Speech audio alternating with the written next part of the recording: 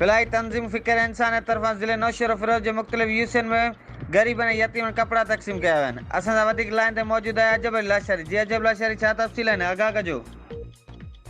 बिल्कुल फिलहाल तंजीम फ़िक्र इंसानियत तरफा ज़िला नौशहर फिरोज के मुख्तलिफ यूसन यूसी खाई, कासम खाई, मेमून यूसी, कोट बहादुर यूसी, जलबाणी में गरीब यतीमन में ईद या कपड़ा तक़सीम किया विया आहिनि।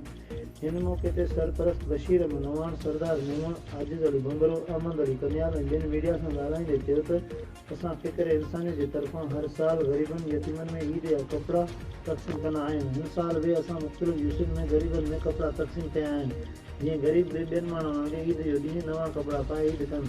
असांजो मक़सदु ख़िदमत इख़्लाक़ आहे। इंशाअल्लाह असांजो हीउ कमु जारी सां रहंदो। जी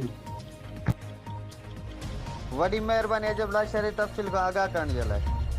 मज़लूम मारवाड़नि जे हक़नि जो आवाज़ पहुचाए आला ऐवाननि ताईं।